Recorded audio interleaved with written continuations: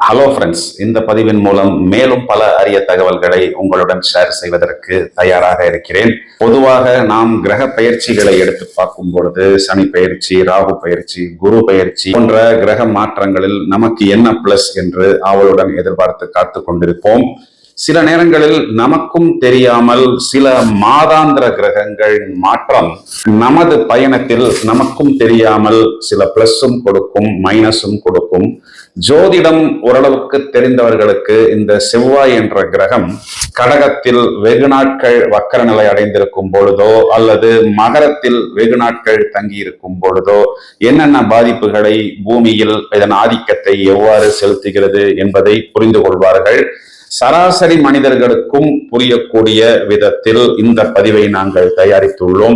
கோச்சாரத்தில் இப்பொழுது மிகவும் எதிர்பார்ப்புக்குரிய ஒரு சம்பவம் நடக்கவிருக்கிறது. அதாவது இந்த செவ்வாய் என்ற கிரகம் மீன ராசியில் சஞ்சாரம் செய்ய இருக்கிறது. 23 ஏப்ரல் முதல் 1 ஜூன் வரை மீன ராசியில் செவ்வாய் பயணிக்கிறது. இதனை மேலோட்டமாக செவ்வாயின் பயணமாக நாம் எடுத்துக்கொள்ளக்கூடாது. இதன் காரணம், இதே மீன ராசியில் ராகு என்ற ஒரு கிரகம் தங்கியிருக்கிறது. செவ்வாய் ராகுவை கடந்து மேஷத்தை நோக்கி பயணிக்கிறது. 2 மாபெரும் கிரகங்களின் சேர்க்கை இந்த தாக்கம் என்ன செய்ய போகிறது? செவ்வாய் என்ற கிரகத்தை பற்றி உங்களுக்கு நன்றாகவே தெரிந்திருக்கும். வேகத்தை கொடுக்கக்கூடியது, பூமி காரகன் என்றும் சகோதர காரகன் என்றும் ஜாதகத்தில் காரகத்துவம் கொடுக்கப்பட்டுள்ளது. எனர்ஜி, வேகம், ஸ்பீடு. காலில் சுடுதண்ணியை ஊற்றினால் எவ்வாறு நாம் ஒரு பரபரப்பாக இருப்போமோ அதை போல் எந்த ஒரு விஷயமாக இருந்தாலும் அதனை மிகவும் வேகமாக அணுகுமுறை செய்து எனக்கு வேண்டும் என்றால் அந்த விஷயம் எனக்கு கண்டிப்பாக வேண்டும். யோசிப்பதற்கு நேரமில்லை, யோசிப்பதற்கு அவகாசம் இல்லை, விவேகம் இல்லை. வேகம் வேகம், எதிலும் வேகம் என்ற ஒரு எக்ஸ்ட்ரா எனர்ஜியை கொடுப்பது, சட்டத்துக்கு கட்டுப்படாமல் போவது அல்லது சில நேரத்தில் அவர்களே போலீஸாக, இராணுவமாக, சட்டமாக ஒரு விஷயத்தை தீர்மானிப்பது, எந்த ஒரு விஷயத்தையும் சில நேரம் வெகு ஆவேசமாக வெளிப்படுத்தக்கூடிய சுபாவத்தை இந்த செவ்வாய் என்ற ஒரு கிரகம் கொடுக்கும். ராகு என்ற ஒரு கிரகத்தை பற்றி நான் பெரிதாக சொல்ல வேண்டிய தேவையில்லை. ஏனென்றால் உங்களுக்கே இந்த ராகு என்ற கிரகத்தை பற்றி நன்றாக தெரிந்திருக்கும். இந்த ராகு எந்த வீட்டில் இருக்கிறதோ அதை பொறுத்து அது ஒரு பிளஸ் ஆகவும் மைனஸ் ஆகவும், அதாவது மேலோட்டமான பிளஸ்ஸோ மேலோட்டமான மைனஸோ கிடையாது. நான் சொல்வதெல்லாம் எக்ஸ்ட்ரீம் பிளஸ் எக்ஸ்ட்ரீம் மைனஸாக செயல்படக்கூடிய கிரகம். பேராசையை தூண்டக்கூடியது. எந்த ஒரு விஷயமாக இருந்தாலும் அது பத்தாது, எனக்கு பத்தாது, வேண்டும் வேண்டும் என்ற ஒரு தாக்கத்தை ஏற்படுத்தி கொடுக்கும். மேக்னிஃபயர், ஆம்பிளிஃபயர் என்று இந்த ராகு என்ற கிரகத்தை பற்றி சொல்லலாம். பிரம்மாண்டமாக வேண்டும், எவ்வளவு வந்தாலும் எனக்கு இன்னும் வேண்டும் என்ற ஒரு தாக்கத்தை ஏற்படுத்தக்கூடியது. இந்த செவ்வாயும் ராகுவும் சேரும் பொழுது, செவ்வாய் என்பது மிகப்பெரிய முயற்சி, ராகு என்பது எப்படியாவது மேலே வந்து ஆக வேண்டும், அதற்காக என்ன வேண்டுமானாலும் நாம் செய்யலாம். இந்த செவ்வாய் ராகுவின் சேர்க்கை என்ன செய்ய போகிறது? குறிப்பாக இந்த ஸ்போர்ட்ஸ் போன்ற துறைகளில் இருக்கக்கூடிய பல நபர்களுக்கு செவ்வாய் ராகுவின் சேர்க்கையை பார்க்கலாம். அவர் இருக்கக்கூடிய தொழிலில் அவரை தனித்துவமாக காண்பித்துக் கொள்வதற்கும், வித்தியாசமாக அவர்களை காண்பித்துக் கொள்வதற்கும், எந்த உச்சத்தை வேண்டுமானாலும் அடைவதற்கும், அதற்காக என்ன வேண்டுமானாலும் தியாகம் செய்வதற்கும் இந்த ராகுவின் ஆதிக்கம் இருப்பதனால் குறுக்கு வழியில் செல்வதற்கும், இதனால் மற்றவர்கள் பாதிக்கப்பட போகிறார்களே என்ற ஒரு தாக்கத்தையும் கொடுக்காமல் தான் சம்பந்தப்பட்ட விஷயங்களில் உயரத்தை அடைய வேண்டும். உறக்கம் இல்லை என்றாலும் பரவாயில்லை, புறம்பான வழிகளாக இருந்தாலும் பரவாயில்லை, இதனால் பின்னாடி எனக்கு பிரச்சனைகள் வந்துவிடுமே என்றும் யோசிக்காமல் முன்னேற துடிக்கக்கூடிய ஒரு ஆற்றலை, பிறகு சாதனை படைக்கக்கூடிய ஒரு ஆற்றலை, தனித்துவமாக தங்களை காண்பித்துக் கொள்ளக்கூடிய ஆற்றலை, இதனால் சில நேரத்தில் பிரச்சனைகள் வந்தாலும் அதனை சந்திப்பதற்கு கூச்சமற்ற ஒரு சுபாவத்தையும் கூட இந்த செவ்வாய் ராகு என்ற கூட்டணி கொடுக்கும். பிளஸ் என்றாலும் எக்ஸ்ட்ரீம், மைனஸ் என்றாலும் எக்ஸ்ட்ரீம். இந்த கூட்டணியானது ஒரு சுப கிரகங்களின் வீட்டில் இருந்தால் சுபமாகவும், அசுப கிரகங்களில் வீட்டில் இருந்தால் அசுபமாகவும் செயல்படும். கூட்டணிக்கு ஒரு சுப கிரகத்தின் தொடர்பு ஏதாவது ஒரு விஷயத்தில் இருக்க வேண்டும். ஒரு பெரிய பிளஸ் பாயிண்டாக அமைகிறது. இந்த கூட்டணி மைனஸாக வந்தால் மிகப்பெரிய ஒரு மைனஸை கொடுக்கிறது. 2 டான் இருக்கிறார்கள். இந்த 2 டானும் ஒன்றாக சேருகிறார்கள். இந்த 2 டான் ஒரு பெரிய ஆபீசர் வீட்டில் இருந்தாலோ அல்லது ஒரு பெரிய போலீஸ்காரர் வீட்டில் இருந்தாலோ அமைதியாக எந்த ஒரு செயலும் மற்றவர்களை பாதிக்காமல் மிகவும் பவ்யமாக யாருக்கும் தொந்தரவு கொடுக்காமல் ஒரு ஓரத்தில் எளிதாக அமர்ந்திருப்பார்கள். இந்த 2 டானும் இன்னொரு டான் வீட்டுக்கு போகிறார்கள் என்று வைத்துக் கொள்வோம். அப்பொழுது நீங்கள் யோசித்து பாருங்கள், நீ பெரியவனா அல்லது நான் பெரியவனா? நாம் இருக்கக்கூடியது ஒரு டானின் வீட்டில், அவர் பெரியவரா? மோதி பார்ப்போம். என்ன விளைவுகள் வந்தாலும் நாம் அதனை எதிர்கொள்வோம் என்ற ஒரு நிலைப்பாட்டுக்கு வந்து விடுவார்கள். இப்பொழுது நமக்கு ஒரு திருப்தி அளிக்கக்கூடிய விஷயம் என்னவென்றால், இந்த மீன ராசி என்று சொல்லக்கூடிய குருவின் வீட்டில் இந்த கூட்டணி சேருகிறது. அதனால் இந்த நெகட்டிவ் எஃபெக்ட் என்பது மிகவும் குறைவாகவும் பாசிட்டிவ் எஃபெக்ட் என்பது கூடுதலாகவும் தான் இருக்கும். இருந்தாலும் இந்த செவ்வாய் ராகு கூட்டணி என்பது சில நேரங்களில் மிகப்பெரிய சாதனைகளையும் ஏற்படுத்தும், நிறைய சாதனையாளர்களையும் உருவாக்கும். இந்த இடைப்பட்ட காலம் நான் சொன்ன அந்த 23 ஏப்ரல் முதல் 1 ஜூன் வரை இந்த செவ்வாய் ராகு கூட்டணி என்பது உங்களில் யாருக்கு என்ன கொடுக்க போகிறது? உங்கள் ராசிக்கு இது பிளஸ்ஸா, உங்கள் ராசிக்கு இது மைனஸா? நீங்கள் எங்கே கவனமாக இருக்க வேண்டும் என்பதை மிகவும் துல்லியமாக இப்பொழுது காண இருக்கிறோம். மேஷ ராசியை எடுத்துக்கொள்வோம். மேஷத்திற்கு 12ஆம் வீடு என்று சொல்லக்கூடிய விரயஸ்தானத்தில் இந்த செவ்வாய் ராகுவின் கூட்டணி இவர்களுக்கு வெளிநாட்டு தொடர்பான விஷயங்களில் அனுகூலத்தை கொடுக்கும். இந்த கூட்டணியின் தொடக்கத்தில் மேஷத்தில் குரு இருக்கிறது. மேஷத்தின் அதிபதியான செவ்வாய் மீனத்தில் இருக்கிறது. 1-12 பரிவர்த்தனை. இந்த பரிவர்த்தனை என்பது இவர்களுக்கு ஒரு சில விஷயங்களை அனுகூலமாக கொடுக்கும்.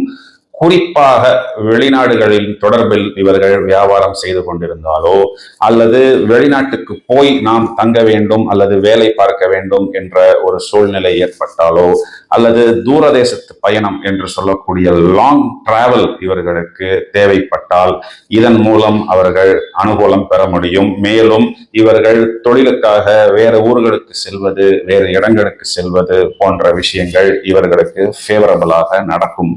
இந்த 12ஆம் இடத்தில் இருக்கக்கூடிய செவ்வாய் 4ஆம் பார்வையாக ராசிக்கு 3ஆம் இடத்தை பார்க்கிறது. எனவே உறவு முறைகளில் இவர்கள் குறிப்பாக சகோதரர்களுடன் மிகவும் கவனமாக இருக்க வேண்டும். 12ஆம் இடத்தில் இருக்கக்கூடிய இந்த செவ்வாயும் ராகுவும், செவ்வாய் வீரியத்தை கொடுக்கிறது, ராகு என்பது போகத்தை குறிகாட்டுகிறது. எனவே இவர்கள் எந்த ஒரு சூழ்நிலையிலும் எல்லை மீறாமல், வட்டத்தை விட்டு வெளியே போகாமல், வரம்பு மீறாமல் இருப்பது இவர்களுக்கு அன்னெசரி டென்ஷன் இல்லாமல் தங்களை பாதுகாத்துக் கொள்ள முடியும். செவ்வாய் ராசிக்கு 6ஆம் இடத்தை பார்க்கிறது. தங்களிடம் வேலை பார்க்கும் நபர்களிடம் மிகவும் கவனமாக வார்த்தைகளை பிரயோகம் செய்ய வேண்டும். இதே செவ்வாய் ராசிக்கு 7ஆம் இடத்தை 8ஆம் பார்வையாக பார்க்க இருக்கிறது. இதனால் கணவன் மனைவி ஒற்றுமை மற்றும் வியாபாரத்தில் கூட்டாளிகளுடன் இருக்கக்கூடிய நபர்கள் கவனமாக தங்களை கையாள வேண்டும். இதில் ஒரு பிளஸ் பாயிண்ட் என்னவென்றால், இந்த கூட்டணி ஆரம்பித்து கிட்டத்தட்ட 10 நாட்களுக்குள் குரு 2ஆம் இடத்திற்கு வருகிறது. பிறகு குரு 6ஆம் இடத்தையும் 8ஆம் இடத்தையும் பார்க்கவிருப்பது இவர்களுக்கு நிறைய விதத்தில் ஒரு கவச்சம் போல் தங்களை பாதுகாத்துக் கொள்ளும். செவ்வாய் ராகு ராசிக்கு 12ஆம் இடத்தில் இருக்கும் பொழுது இவர்கள் செய்யக்கூடிய செலவுகள் என்பது ஆக்கப்பூர்வமான செலவுகளாக பார்த்து கொள்ள வேண்டும். இதன் காரணம் சில நேரங்களில் இவர்கள் தேவையற்ற விஷயங்களுக்கு செலவு செய்ய வேண்டிய ஒரு சூழ்நிலை ஏற்படும். கால்களை, பாதங்களை கவனமாக பார்த்து கொள்ள வேண்டும். கடுமையான உடற்பயிற்சிகள் போன்ற விஷயங்களில் இவர்கள் தவிர்த்துவிட்டு மிதமாக, மென்மையாக, இரவு நேரங்களில் அதிகமாக யோசிக்காமல் வார்த்தைகளை மிகவும் கவனமாக பிரயோகம் செய்வது இவர்களுக்கு ஒரு பெரிய பிளஸ் பாயிண்டாக இருக்கும். கூட்டணியின் தொடக்கத்தில் ராசியில் குரு பரிவர்த்தனை ஆகிறது. பிறகு குரு 2ஆம் இடத்துக்கு வருவதனால் 6ஆம் இடம் 8ஆம் இடத்தை பற்றி இவர்கள் கவலைப்பட தேவையில்லை. இவர்கள் அங்காரகனை வழிபடுவது, ஆஞ்சநேயரை வழிபடுவது அனுகூலத்தை கொடுக்கும். ரிஷபராசியை எடுத்துக்கொள்வோம். ரிஷபராசிக்கு விரயஸ்தானத்துக்கு அதிபதி என்று சொல்லக்கூடிய அதே செவ்வாய் தான் 7ஆம் வீடு என்று சொல்லக்கூடிய கலத்திரஸ்தானத்துக்கும் அதிபதி. இந்த கூட்டணி 11ஆம் இடம் என்று சொல்லக்கூடிய லாபஸ்தானத்தில், 11ஆம் இடத்தில் எந்த கிரகமாக இருந்தாலும் அது நன்மையைத்தான் கொடுக்க வேண்டும் என்பது ஜோதிட விதி. இங்கு விரையாதிபதியே லாபத்தில் வருவதனால் இவர்கள் செய்யக்கூடிய அந்த விரயம் கூட இவர்களுக்கு லாபமாக வரும். என்ன ஒரு பிரமாதமான அமைப்பாக இருக்கிறது. இவர்களது லைஃப் பார்ட்னர்ஸ் மூலமும் இவர்கள் ஆதாயம் பெற முடியும். இவர்களது கூட்டாளிகள் மூலமும் இவர்கள் லாபம் என்பதை ஈட்ட முடியும். மேலும் இடம், பூமி, பெரிய பெரிய இயந்திரங்கள் வைத்து வியாபாரம் செய்பவர்களுக்கு ஒரு கோல்டன் பீரியடாக இருக்கிறது. நிறைய விஷயங்கள் இவர்களுக்கு அனுகூலமாக வரும். புது புது ஆர்டர்ஸ் எதிர்பார்த்து காத்து கொண்டிருக்கக்கூடிய நபர்களுக்கு ஒரு குட் நியூஸ் என்பது இருக்கிறது. எங்கே இவர்கள் கவனமாக இருக்க வேண்டும் என்றால், 2ஆம் இடம் என்று சொல்லக்கூடிய தனம், குடும்பம், வாக்குஸ்தானத்திற்கு செவ்வாயின் 4ஆம் பார்வை வருகிறது. வார்த்தைகளை கவனமாக இவர்கள் கையாள வேண்டும். பேசி ஒரு விஷயத்தை கெடுத்துக் கொள்வதற்கு பதிலாக இவர்கள் அமைதியாக இருந்து விட்டால் விஷயம் இவர்களுக்கு அனுகூலமாக நடக்கும். மேலும் 5ஆம் இடத்திற்கு செவ்வாயின் 7வது பார்வை. இதனால் குழந்தைகள் சம்பந்தப்பட்ட விஷயங்களில் கவனம் தேவை. இருப்பினும் ஒரு 10 நாட்களுக்குள் இந்த இடத்துக்கு குரு பார்வை வந்து விடுகிறது. 6ஆம் இடத்திற்கும் செவ்வாயின் பார்வை வருகிறது. சில நேரங்களில் இவர்கள் வியாபாரத்திற்கோ தொழிலுக்கோ கொஞ்சம் கடன் வாங்க வேண்டிய ஒரு சூழ்நிலை வந்தாலும் இவர்களுக்கு அது அனுகூலமாகத்தான் இருக்கும். இவர்கள் வழிபாடு என்று வந்தால் துர்கா வழிபாடு செய்வது அனுகூலத்தை கொடுக்கும். மிதுன ராசியை எடுத்துக்கொள்வோம். லாபஸ்தானாதிபதி ஜீவனஸ்தானத்தில், அதாவது இந்த ராசிக்கு 6, 11ஆம் அதிபதி என்று சொல்லக்கூடிய செவ்வாய் ராசிக்கு 10வது இடத்தில் வருவது இவர்களுக்கு ஒரு பெரிய பிளஸ் பாயிண்ட்.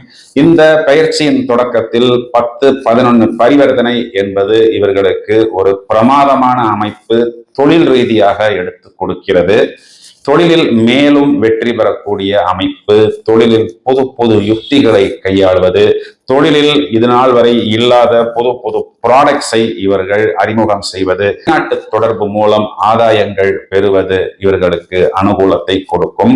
தொழிலில் இவர்கள் எடுக்கக்கூடிய மாற்றம் இவர்களுக்கு அடுத்த லெவலுக்கு எடுத்து செல்லும். வெகு நாட்களாக இந்த கம்பெனியில் இருந்து எனக்கு ஆர்டர் வருமா, இந்த ஒரு நபரிடமிருந்து எனக்கு புது ஆர்டர் வருமா என்று காத்து கொண்டிருந்த நபர்களுக்கு அவர்கள் எதிர்பார்க்காமலேயே நிறைய புது ஆர்டர்ஸ் என்பது வந்து கொண்டிருக்கும். சம்பந்தப்பட்ட வியாபாரம் செய்பவர்களுக்கு அனுகூலத்தை கொடுக்கும். ஏனென்றால் பூமிகாரகன் செவ்வாய் ஜீவனஸ்தானம் என்று சொல்லக்கூடிய 10ஆம் இடத்தில் வருகிறது. இது லாபஸ்தானாதிபதியாகவும் இருப்பதனால் இவர்களுக்கு பூமி வகைராவில் லாபம் என்பது ஏற்படும். இவர்கள் எங்கே கவனமாக இருக்க வேண்டும் என்றால், 4ஆம் பார்வையாக செவ்வாய் ராசியை பார்க்கிறது. அதனால் இவர்கள் தங்களை மீறி கோபப்படுவார்கள், தங்களை மீறி வார்த்தைகளை வெளியே விட்டு விடுவார்கள்.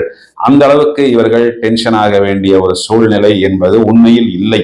அதனால் வார்த்தைகளை விட வேண்டாம், அதிகமாக யோசிக்க வேண்டாம். எந்த ஒரு விஷயத்தையும் மேலோட்டமாக இந்த காதில் கேட்டு அந்த காதில் விட்டு விடுவது என்ற ஒரு சூழ்நிலையில் இருந்தால் நடக்க வேண்டியது இவர்களுக்கு அனுகூலமாகத்தான் நடக்கும். 4ஆம் இடம் என்று சொல்லக்கூடிய சுகஸ்தானத்தை செவ்வாய் 7ஆம் பார்வையாக பார்க்கவிருக்கிறது. 4ஆம் இடம் குறிக்கக்கூடிய வீடு, வாகனம், அம்மா, அதாவது மாத்ருஸ்தானம் போன்ற விஷயங்களில் அவரவர் சூழ்நிலைக்கேற்ப கொஞ்சம் அதிக அக்கறை எடுத்துக் கொள்ளுங்கள். இதனை நீங்கள் உங்களது நிலைப்பாட்டை வைத்து வாகனங்களை பார்த்துக் கொள்வது, அம்மாவின் உடல் ஆரோக்கியத்தை எவ்வாறு பாதுகாக்க வேண்டுமோ அதற்குண்டான முயற்சிகளை நீங்கள் எடுத்துக் கொள்ளுங்கள். இருந்தாலும் இந்த இடத்திற்கு குரு பார்வை வெகு சீக்கிரமே வந்துவிடும். அதனால் பெரிய பிரச்சனையாக வந்தாலும் அது மேலோட்டமாக விலகிவிடும். 5ஆம் இடத்தை செவ்வாய் 8ஆம் பார்வையாக பார்க்கவிருக்கிறது. உங்களது மனதில் உதயமாகக்கூடிய எல்லா விஷயங்களையும் உதயமாகக்கூடிய அதே வேகத்தில் எக்ஸிக்யூட் செய்யாமல் கொஞ்சம் நிறுத்தி நிதானமாக செயல்படுத்தினால் வெற்றியை கொடுக்கும். குழந்தைகள் சம்பந்தப்பட்ட விஷயத்தில் டென்ஷன் ஆகாமல் நன்றாக யோசித்து முடிவு செய்வது புத்திசாலித்தனம். அங்காரக வழிபாடு, முருகன் வழிபாடு, நரசிம்மர் வழிபாடு உங்களுக்கு மேன்மையை கொடுக்கும். கடகராசியை எடுத்துக்கொள்வோம். 10ஆம் அதிபதி என்று சொல்லக்கூடிய செவ்வாய் 9ஆம் வீடு என்று சொல்லக்கூடிய மீனத்தில், 10ஆம் அதிபதி என்று சொல்லக்கூடிய செவ்வாய் 9ஆம் வீட்டில் சஞ்சாரம். 10ஆம் அதிபதி 9ஆம் வீட்டுக்கு தொடர்பு என்பது தர்ம கர்மாதிபதி யோகம். இங்கே ராகுவின் சேர்க்கை 9-10 பரிவர்த்தனை அனுகூலத்தை கொடுக்கும். எங்கே கவனமாக இருக்க வேண்டும் என்றால், இவர்களது தொழில் சம்பந்தப்பட்ட விஷயத்துக்கு வரும்பொழுது சில நேரங்களில் முறை தவறிய, அதாவது பில் போடாத விஷயங்களாக இருக்கலாம், கணக்கில் வராத விஷயங்களாக இருக்கலாம், எக்ஸிக்யூட் செய்ய வேண்டிய ஒரு சூழ்நிலை ஏற்படும். மிகவும் கவனமாக இருப்பது நல்லது. அது லாபம் குறைந்தாலும் ஆஸ் பர் புக்ஸ் போவதுதான் புத்திசாலித்தனம். இந்த செவ்வாய் ராகுவின் கூட்டணி இவர்களது பெற்றோரின் உடல் நிலையில் கொஞ்சம் கவனத்தை, இந்த செவ்வாய் ராகுவின் கூட்டணி இவர்களது பெற்றோரின் உடல் நிலையில் கொஞ்சம் எக்ஸ்ட்ரா கேர் என்பது எடுத்துக்கொள்ள வேண்டும். 12ஆம் இடத்தை செவ்வாய் பார்க்கவிருப்பதனால் இவர்களது கால் பாதங்களை கொஞ்சம் பத்திரமாக பார்த்து கொள்ள வேண்டும். இந்த கூட்டணி ராசிக்கு 3ஆம் இடத்தை பார்க்கவிருப்பதனால் இவர்கள் சில நேரத்தில் மிகவும் வேகமாக யோசிக்காமல் செயல்பட்டு விடுவார்கள். முக்கியமான விஷயங்களாக இருந்தால் கொஞ்சம் தள்ளி போடுவது புத்திசாலித்தனம்.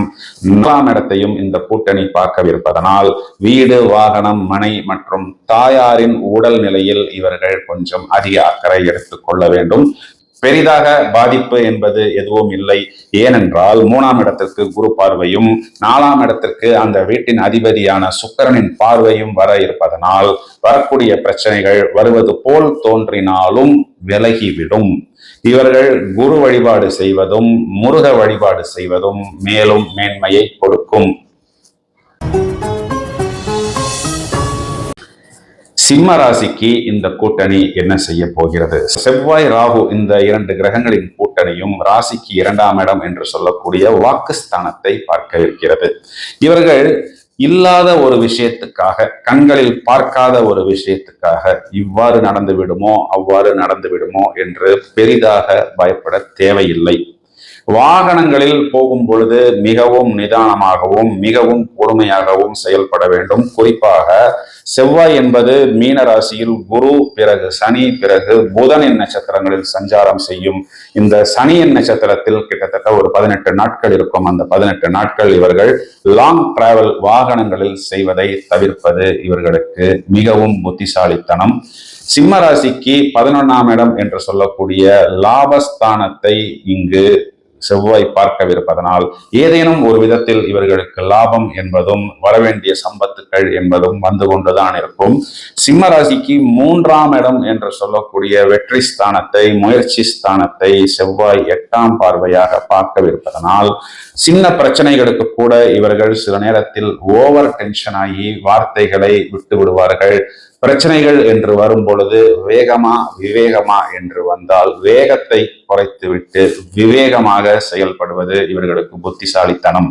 இந்த கூட்டணியின் தொடக்கத்தில் ராசிக்கு குருவின் பார்வை இருக்கிறது. அதற்கு பிறகு குரு 2ஆம் இடத்தை பார்க்கவிருப்பதனால் இவர்கள் குரு வழிபாடு, ராகு என்ற கிரகத்துக்கு இவர்கள் துர்க்கையை வெள்ளிக்கிழமை மற்றும் செவ்வாய்க்கிழமைகளில் வழிபடுவது இவர்களுக்கு மேலும் மேன்மையை கொடுக்கும்.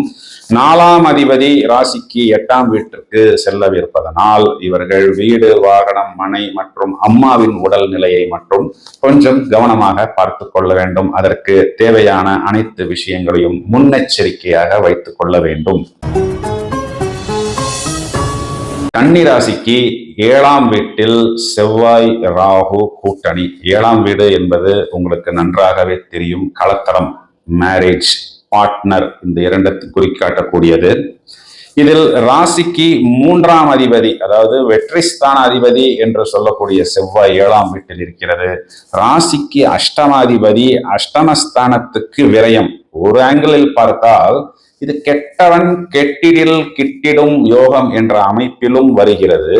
இருந்தாலும் இந்த 7ஆம் இடம் என்பது களத்திரஸ்தானம். எனவே கன்னிராசிக்காரர்கள் இந்த பீரியடில் இவர்களது திருமண வாழ்வு, லைஃப் பார்ட்னர்ஸை ஹேண்டில் பண்ணும் பொழுது மிகவும் கவனமாக இருக்க வேண்டும். குறிப்பாக திருமணத்துக்காக காத்திருப்பவர்கள், புதிதாக திருமணம் செய்திருப்பவர்கள், இந்த ராகு என்பது சிசர்ஸ், கத்திரிக்கோள்.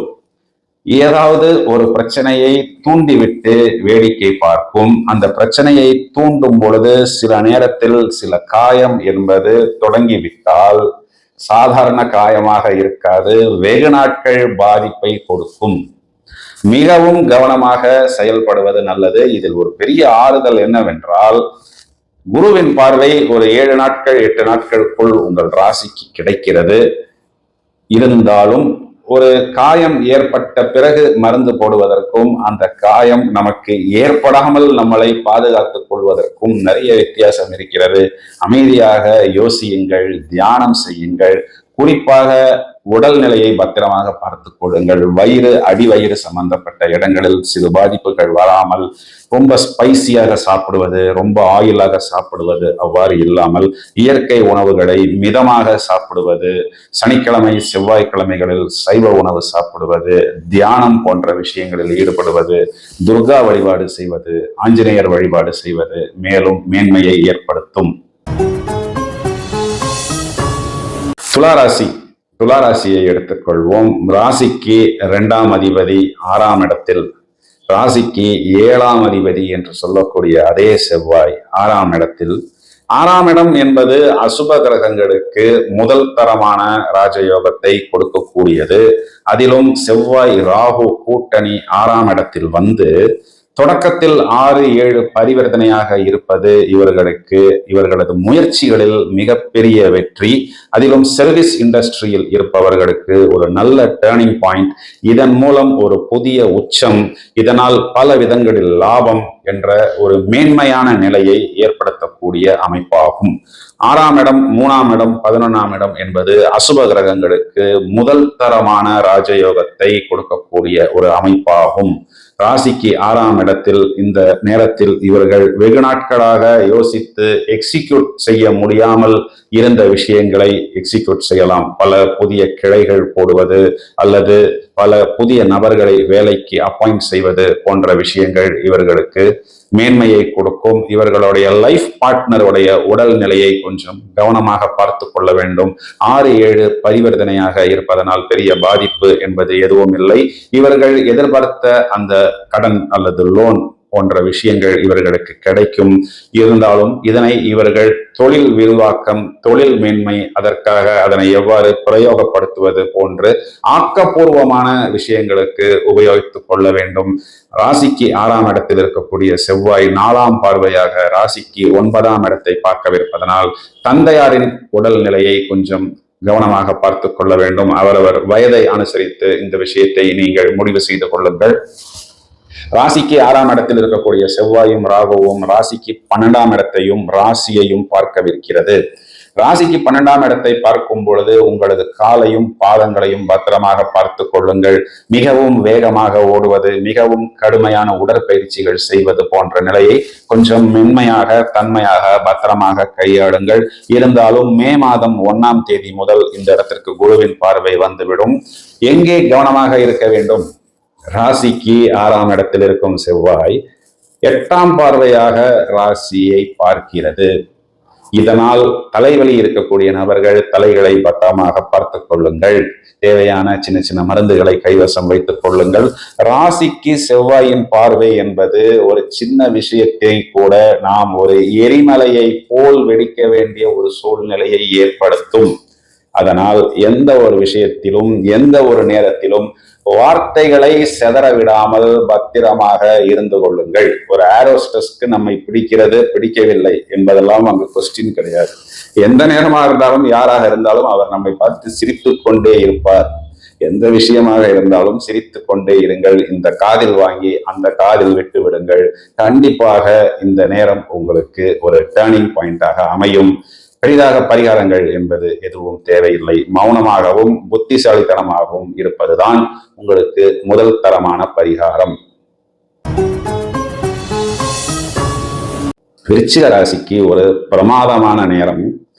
ராசியாதிபதி ராசிக்கு 5ஆம் இடம் என்று சொல்லக்கூடிய இடத்தில் அமர்ந்து ராசிக்கு 11ஆம் இடம் என்று சொல்லக்கூடிய லாபஸ்தானத்தை சப்தம பார்வையாக பார்க்கவிருக்கிறது. தொடக்கத்தில் ராசிக்கு 5, 6 பரிவர்த்தனை யோகமாகவும் இருக்கிறது. இது நாள் வரை இவர்கள் எதற்காக ஏங்கிக் கொண்டிருந்தார்களோ, எதற்காக காத்து கொண்டிருந்தார்களோ, அவை அனைத்தும் மளமளவென்று நடக்க ஆரம்பித்துவிடும். நான் ஏற்கனவே சொல்லியிருக்கிறேன், விருச்சிக ராசி நபர்கள் தங்களுக்கு வேண்டும் என்றால் அந்த விஷயம் உடனே வேண்டும் என்ற ஒரு துடிப்பில் இருப்பார்கள். இந்த நேரத்தில் இவர்களை இனி கையிலே பிடிக்க முடியாது, அந்த அளவுக்கு மிகவும் வேகமாக செயல்படுவார்கள். ஆனால் கொஞ்சம் விவேகமாக செயல்பட வேண்டும். இதில் இவர்களே எதிர்பாராத ஒரு பெரிய பிளஸ் பாயிண்ட் என்னவென்றால், டிரான்சிஷன் நடந்து கிட்டத்தட்ட ஒரு 7-8 நாட்களுக்குள் ராசிக்கும் குரு பார்வையும் வரவிருப்பதனால் அனைத்து முயற்சிகளுமே இவர்களுக்கு அனுகூலமாகத்தான் அமையும். இந்த விருச்சிக ராசிக்கு செவ்வாய் என்பது ராசிக்கு 6ஆம் அதிபதியாகவும் வருகிறது. 6ஆம் அதிபதி 6ஆம் வீட்டுக்கு 12ஆம் வீடு என்பது ஒரு விதத்தில் கெட்டவன் கெட்டிடில் என்ற கான்செப்டில் வந்துவிடும். அதனால் நோய்க்கு நோய், expiry of disease, expiry of enemy, சத்ரு சம்ஹாரம். இது நாள் வரை இவர் எனக்கு எதிரியாக இருந்தார், இனி அவரை நான் மிஞ்சி விடுவேன், நான் எனது பராக்கிரமத்தை காண்பித்து விடுவேன், வெற்றி வாகையை சூடி விடுவேன் என்று சொல்லக்கூடிய நேரம் முழுவதுமாக இந்த ஒரு ஷார்ட் கோல்டன் பீரியடை பிரயோகம் செய்து கொள்ளவும். தனுராசியை எடுத்துக்கொள்வோம். ராசிக்கு விரையாதிபதி, ராசிக்கு பஞ்சமாதிபதி என்று சொல்லக்கூடிய அதே செவ்வாய் ராசிக்கு 4ஆம் இடம் என்று சொல்லக்கூடிய சுகஸ்தானத்தில், சொந்த வீட்டில், தொடக்கத்தில் சொந்த நட்சத்திரம், பிறகு சனியின் நட்சத்திரம், பிறகு புதனின் நட்சத்திரம், 4, 5 பரிவர்த்தனையாக தொடங்குகிறது. பரிவர்த்தனையின் முடிவில் குரு ராசிக்கு 6ஆம் வீட்டுக்கு வருகிறது. இது காலகட்டங்களில் செவ்வாய் 10ஆம் வீடை பார்க்கிறது. அதாவது விரையாதிபதி 10ஆம் வீட்டை பார்க்கிறது, ஜீவனத்தை பார்க்கிறது. விரையாதிபதி சுகஸ்தானத்தில் இருக்கிறது. அப்பொழுது இவர்கள் செய்யக்கூடிய அந்த விரயம் என்பது விரயம் என்று எடுத்துக்கொள்ளாமல் இன்வெஸ்ட்மெண்ட் என்றுதான் எடுத்துக்கொள்ள வேண்டும். ஏனென்றால் இவை தொழில் சார்ந்த விரயமாக இருக்கும். சுகஸ்தானம் என்பது நம்மளுடைய கம்ஃபர்ட், நம்ம கம்ஃபர்ட்டுக்காகவும் நமது லக்ஸரிக்காகவும் இவர்கள் செலவு செய்வார்கள். அது இவர்களுக்கு அனுகூலமாகத்தான் இருக்கும். இந்த கூட்டணி ராசிக்கு 7ஆம் இடத்தை பார்க்கிறது. 7ஆம் இடம் என்பது களத்தரம். எனவே கணவன் மனைவி உறவுகளில் எதுவும் சிக்கல் இல்லாமல் இவர்கள் கவனமாக பார்த்து கொள்ள வேண்டும். இதே கூட்டணியில் இருக்கக்கூடிய செவ்வாய் லாபஸ்தானத்தையும் பார்க்கவிருக்கிறதனால், லாபஸ்தானாதிபதி சுக்கிரனும் சொந்த வீட்டை பார்க்கவிருப்பதனால் லாபம் என்பது ஏற்படும். இந்த கூட்டணி என்பது இவர்களுக்கு அனுகூலமாகத்தான் இருக்கிறது என்றாலும் இவர்கள் எங்கே கவனமாக இருக்க வேண்டும் என்றால், செவ்வாய் ராகுவுடன் சேரும் பொழுது சில நேரங்களில் தேவையற்ற விஷயங்களுக்கு இவர்கள் செலவு செய்ய வேண்டிய ஒரு சூழ்நிலை ஏற்படும். 4ஆம் இடம் என்று சொல்லக்கூடிய வீடு, வாகனம் போன்ற விஷயங்களில் சின்ன சின்ன ஏதாவது டிஸ்டர்பன்ஸ் ஏற்படும். கவனமாக இருப்பது புத்திசாலித்தனம். 4ஆம் இடம் அம்மாவையும் குறிகாட்டுகிறது. எனவே தாயாரின் உடல் நிலையை இவர்கள் பத்திரமாக பார்த்து கொள்ள வேண்டும். பரிகாரம் என்று எடுத்துக்கொண்டால் இவர்கள் துர்கா வழிபாடு செய்வதும், அங்காரக வழிபாடு, முருக வழிபாடு செய்வதும் இவர்களுக்கு மேலும் மேன்மையை ஏற்படுத்தி கொடுக்கும். மகர ராசியை எடுத்துக்கொள்வோம். என்ன ஒரு பிரமாதமான நேரம்.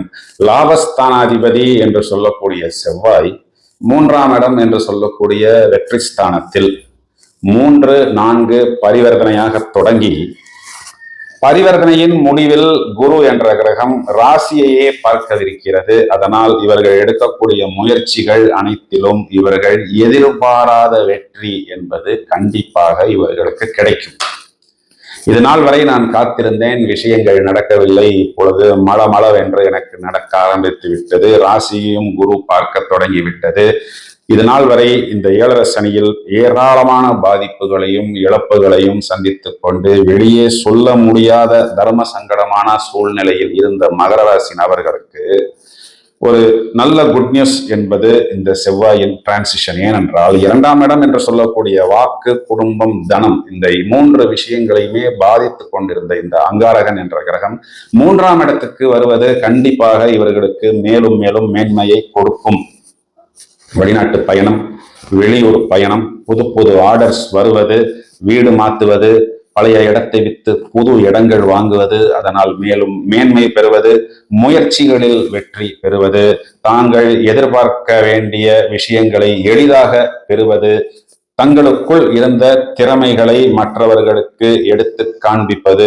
இவருக்கு இவ்வளவு திறமை இருக்கா, இவரிடம் இவ்வளவு விஷயங்கள் இருக்கிறதா, இவரால் இந்த அளவுக்கு இந்த காரியத்தை பக்குவமாகவும் லாபகமாகவும் செய்ய முடியுமா என்று மற்றவர்கள் ஆச்சரியப்பட வைக்கும் அளவுக்கு தங்களது திறமைகளை விஸ்தாரமாக வெளியே கொண்டு வருவார்கள். இந்த ராகு என்ற கிரகம் அங்கே இருப்பதனால் இந்த மீடியா சம்பந்தப்பட்ட விஷயங்களில் இருப்பவர்களுக்கெல்லாம் ஒரு பெரிய ஜாக்பாட் என்று எடுத்துக்கொள்ளலாம். எங்கே கவனமாக இருக்க வேண்டும் என்பதையும் நான் சொல்லிவிடுகிறேன். காரகாதிபதி காரகத்தில் காரகோ பாவனாஸ்தி, செவ்வாய் என்ற கிரகம் 3ஆம் இடத்துக்கு வந்து விடுகிறது. சகோதரர்களின் ஒற்றுமையில் கொஞ்சம் கவனம் என்பது தேவை. மேலும் செவ்வாய் என்ற கிரகம் வீரியம், ராகு என்ற கிரகம் போகம், போகத்தின் உச்சம், வீரியத்தின் உச்சம். இரண்டும் சேரும் பொழுது வரைமுறை மீறிய, எல்லை மீறிய சேர்க்கை, அது போகஸ்தானத்தில் ஏற்படுகிறது. அதனால் உறவு முறைகளில் இவர்கள் மிகவும் கவனமாக இருக்க வேண்டும். உறவு முறை எல்லை மீறி போகாமல் தங்களை பத்திரமாக பார்த்து கொள்வது அவரவர் கையில் தான் இருக்கிறது. இந்த ஒரு விஷயத்தை மட்டும் இவர் கவனமாக பார்த்தால் போதுமானது. ராசிக்கு 9ஆம் இடம் என்று சொல்லக்கூடிய பித்ருஸ்தானத்தை செவ்வாய் பார்க்கவிருப்பதனால் இவர்களது தந்தையின் உடல்நிலை கொஞ்சம் கவனமாக பார்த்து கொள்ள வேண்டும். ஆனால் குருவின் பார்வை 9ஆம் இடத்திற்கும் வெகு சீக்கிரமே கிடைக்கவிருப்பதனால் மகர ராசிக்காரர்கள் நான் சொன்ன அந்த ஒரு விஷயத்தை மட்டும் கவனமாக பார்த்து கொண்டார்கள் என்றால் இவர்களுக்கு இது ஒரு கோல்டன் பீரியட். ராசியை எடுத்துக்கொள்வோம். செவ்வாய் என்ற கிரகம் இது நாள் வரை ஜென்ம ராசியில் இருந்து ராசியை விட்டு வெளியே செல்கிறது என்பது இவர்களுக்கு ஒரு பெரிய பிளஸ் பாயிண்ட். 2ஆம் இடத்தில் செவ்வாய் ராகுவுடன் கூட்டணியாக சேர்கிறது. தொடக்கத்தில் 2, 3 பரிவர்த்தனையில் இருக்கிறது. இவர்கள் எங்கே கவனமாக இருக்க வேண்டும் என்றால் தனம், குடும்பம், வாக்கு, இவர்கள் கொடுக்கக்கூடிய கமிட்மெண்ட் என்பது யோசித்துத்தான் கொடுக்க வேண்டும். 10 நாளில் கொடுக்கிறேன் என்று சில நேரத்தில் கொடுக்க முடியாமல் போனால் இவர்களுக்கு கொஞ்சம் சங்கடம் கொடுக்கும். இவர்கள் வெளியே சொல்லக்கூடிய வார்த்தைகளை மிகவும் கவனமாக கையாள வேண்டும். குடும்பத்தில் இவர்கள் தங்களையும் தங்களது லைஃப் பார்ட்னரையும் மிகவும் கவனமாக பார்த்து கொள்ள வேண்டும். இவர்களது பயணங்கள் மூலம் இவர்கள் ஆதாயம் பெற முடியும். அதன் மூலம் மேலும் அபிவிருத்தி பெற முடியும். ஒரு இடத்தில் அமர்ந்து ஒரு விஷயத்தை எக்ஸிக்யூட் செய்வதை விட 4 இடங்களுக்கு போய் ஒரு விஷயத்தை இவர்கள் வெளியே கொண்டு வருவது இவர்களுக்கு அனுகூலத்தை கொடுக்கும். அக்கம் பக்கத்தில் இருக்கக்கூடிய நபர்கள் ஏதாவது பிரச்சனை என்ற பேச்சுவார்த்தையை தொடங்கினால் இவர்கள் அமைதியாக இருப்பதுதான் இவர்களுக்கு புத்திசாலித்தனம். இவர்களது கண் போன்ற விஷயங்களை மிகவும் வெப்பமான சூழ்நிலையில் கொள்ளாமல் மிகவும் சாஃப்டாக பார்த்து கொள்வது இவர்களுக்கு புத்திசாலித்தனம். காலகட்டங்களில் இவர்களுக்கு இன்னொரு பிளஸ் பாயிண்ட் என்னவென்றால் ராசிக்கு 7வது அதிபதி சூரியன் ராசிக்கு 3ஆம் இடத்தில் உச்சம் பெறுகிறது.